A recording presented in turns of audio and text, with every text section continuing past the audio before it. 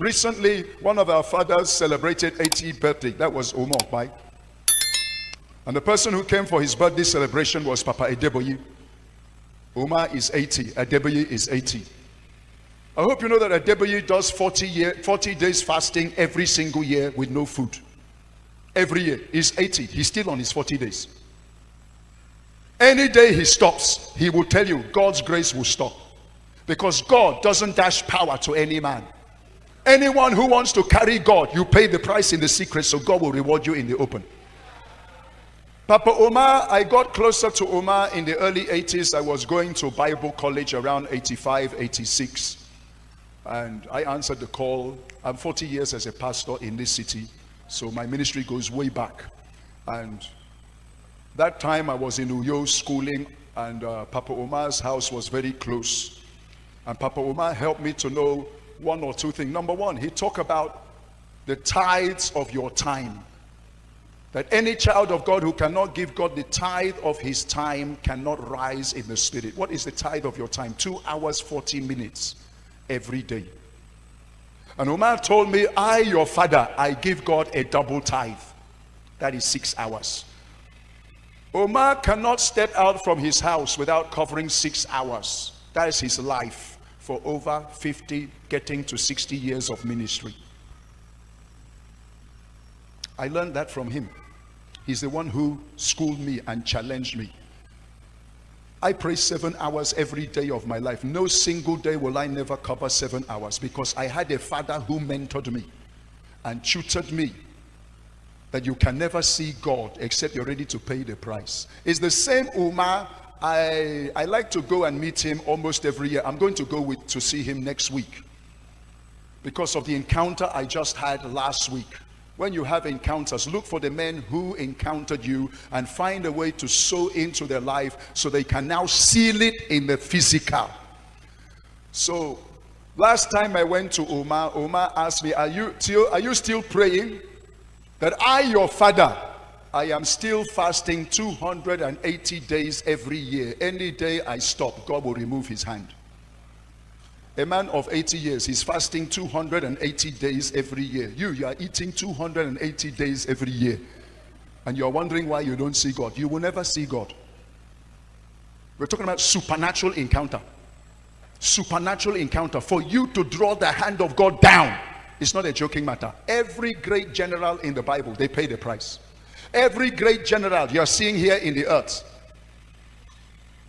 I listened to Romy Osai, he was on fasting for almost 3 years. In fact, it was 2 years and 6 months of fasting. Before one day he came back, entered his house, and 3 angels just appeared in his room. That was where he entered power ministry. That's encounter. That's encounter. Are you still there? I have a covenant partner. His name is Effiong. We have been in this game. Because to us it's a game. We are playing game. That game we are playing is every January like this. Ephraim will lock himself for 30 days. He has been doing that for 33 years now. He will not come out. He will not see the face of any human being. The only person he will see is me. I'm the one who will go there. I'm coming from Akpabio. I was with him today. We prayed together for hours. I was with him yesterday. I was with him Wednesday, was Prayer City. The other day I was there. That is how I keep on driving down to Akpabio for us to pray together. And he has been on that for 33 years. When you say there is a man who is coming to speak to you, Reverend Theo, he's a voice in the city. You don't become a voice, sir, anyhow. There's a price you pay in the secret. I don't know if I'm talking to somebody who wants to be a voice. I don't know if there's somebody who wants to rise here. Yeah. Oh my God. Oh my God. Oh my God. Well, we thank God for those men who went on a total 7-day fast to close an old chapter, an old book, a faulty foundation, a faulty administration, and to open a new chapter, a new book, a new order. It took a 7 days fast to do that.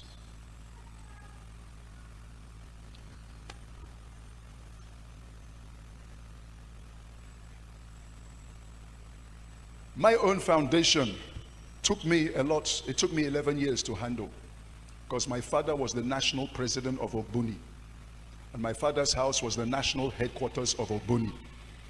If you don't know what is called Ogboni, every power that holds the government of Nigeria is Ogboni. My father was in charge of Ogboni. And every governor and every man who enters any place, you must come to my father and bow, and you must know how to pound brand new live babies in mortar and eat the flesh and drink the blood to enter power. My father was the man in charge. When you come from a foundation where your father is Oga in charge of Ogboni fraternity, my father was also in charge of Ukpai. Whether you talk of traditional as far as Calabar, Cross River, or you talk of national, my father was Oga in charge. And that is my foundation. And for me to be able to ascend from that foundation, brother, it wasn't eating.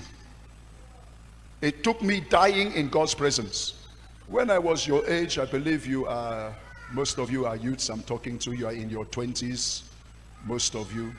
I think I did my first 9-day fast when I was 21 years of age. 9 days, no food, only water. That same year, I did a 21-day fast, no food, only water. And then the next year, I did a 30-day fast, no food, only water. Why all of this fasting? You go and try and live in Ogboni headquarters. My father's house, that's the place we call Prayer City today. Before you see Prayer City, before you see a new foundation, a new order, somebody died. Somebody paid a price. That was the place all the sacrifices that hold Nigeria used to take place.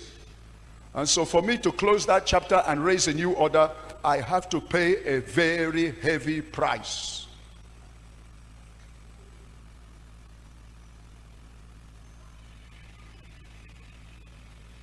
And I thank God today. The price is speaking. The price is speaking. When I came to Nigeria, God called me at the age of 20. I was not brought up here in Nigeria. I was brought up in London. I spent my first 18 years of my life. I was born in Calabar. My father is a Calabar man. My mother is a white woman, an English woman. That's why this pointed nose is not made in Aba, it's original. So I was born in Calabar. Before I can say Idemfo, they have taken me to London. And I spent all my schooling in London, from kindergarten, nursery school, primary school, secondary school, going to higher institution, when the hand of God came upon my life and said, leave your motherland, come to your fatherland for the healing and deliverance of your people. In those days, I had my own house. It was a duplex. I had my own car, Triumph Herald 250. I bought it with my own money. I had my own motorcycle, Kawasaki 250.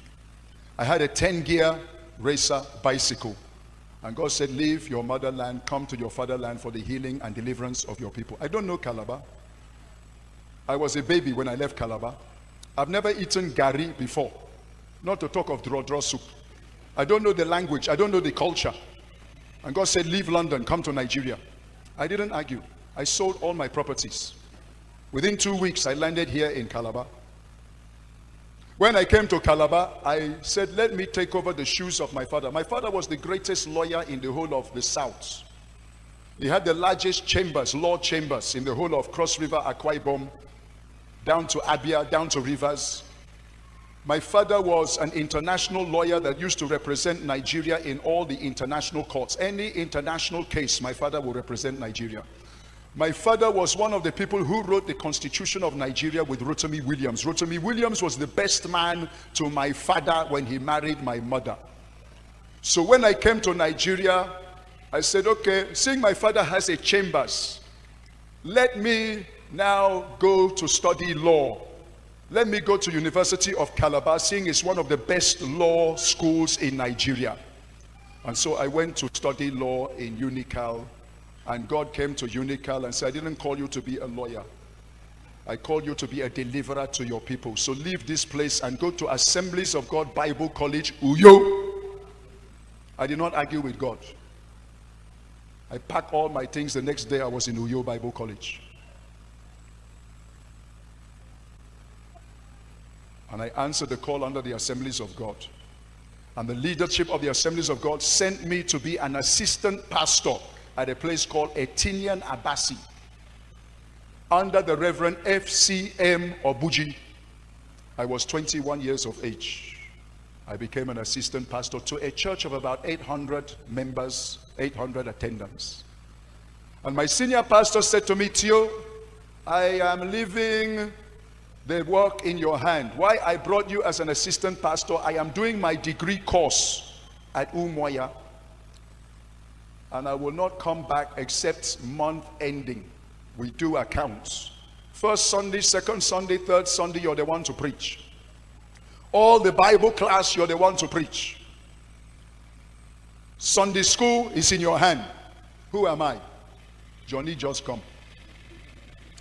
Born again, only 2 years. Newly arrived from United Kingdom. Spent 18 years in London. That time, if you hear me speaking, you will not hear my tonation. I used to speak like a proper Englishman. You understand what I'm talking? That is how I used to speak. When I'm speaking to you, you have to strain your ears to hear me.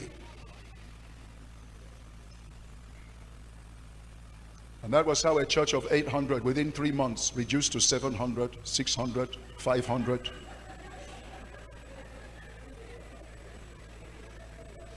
And my senior pastor called for a round table discussion to find out why, what is happening, what is going on. Everybody should open up and feel free to speak out your mind. What is the problem of this church? The first person to lift the hand was the choir mistress. I have noted you, choir mistress. It is well with you. The choir mistress said, Reverend, we will not hide from you. This boy you brought to us. He didn't call me Pastor Boy. He's an empty container. He's a square peg in a round hole. He has nothing to offer. He has nothing to deliver. We don't even understand what he's talking. That, Reverend, if you don't want this church to scatter all, carry him, throw him anywhere you can throw him. Bring us somebody who can fit us, who we understand, who we can flow with, who will help us. Not this kind of boy. The second person that stood up was actually the husband of that woman. He said, Reverend, what my wife is saying, she has not even said even one half. It's bad. And my senior pastor stood up and collected the microphone and closed the meeting. And he said, there's no need to continue with this meeting. Me, I was so embarrassed. And the worst of all was that my mother had flown all the way from London to Nigeria to visit me as her son. And she was sitting in the front row that day and saw how her son was disgraced and humiliated and rejected. She was weeping. Me, I was weeping. I couldn't even wait for them to share the benediction. I carried my bag and I ran to that time I was living in 10 by 10. I have no furniture. I have only one bed. I don't even have a fan, whether ceiling fan or standing fan, I don't have. I don't even have a wall clock.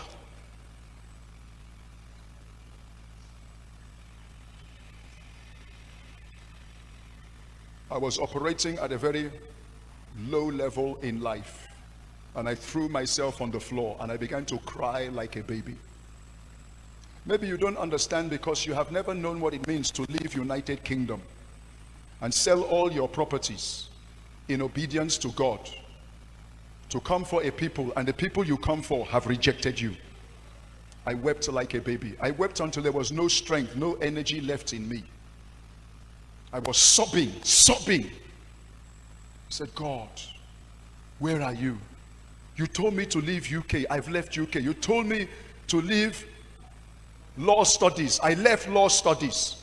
I have left everything. And look at what is going on here. They say I'm an empty container. They say I have nothing to offer.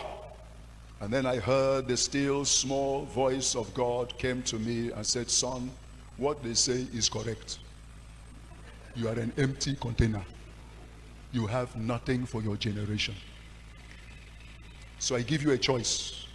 If you want to have a meaningful life, what you have not been doing before, because you are coming from London, and in London you don't believe in prayer, you don't believe in fasting, you believe in technology and science. But now I've come to tell you there is more than technology and science. There is me, Jehovah God. And for you to meet me, go on a 30-day fast. You will eat food once a day from 12 midnight. You must make sure in that 30-day fast, every day you must read a minimum of 20 chapters of the Bible. Read 20, 30, 40, 50 chapters every day. Spend time, struggle to pray. I know you are coming from London, that you people cannot know how to pray, but this time you must struggle to pray. If you don't know how to pray, just roll on the floor and cry. That was how I was crying for 30 days and 30 nights. At the end of the 30 days, my senior pastor called me. Theo, come on. You're the one to preach this Sunday. I said, Reverend, I beg you. May you now preach. You do the preaching. Me, I will kneel down. I will pray for you. I will give you backup. I can't face them. You face them for me. He said, Reverend, he said, Theo, they may not like you. Me, I like you. Go and preach. When you preach, I'm the one who will kneel down and give you backup.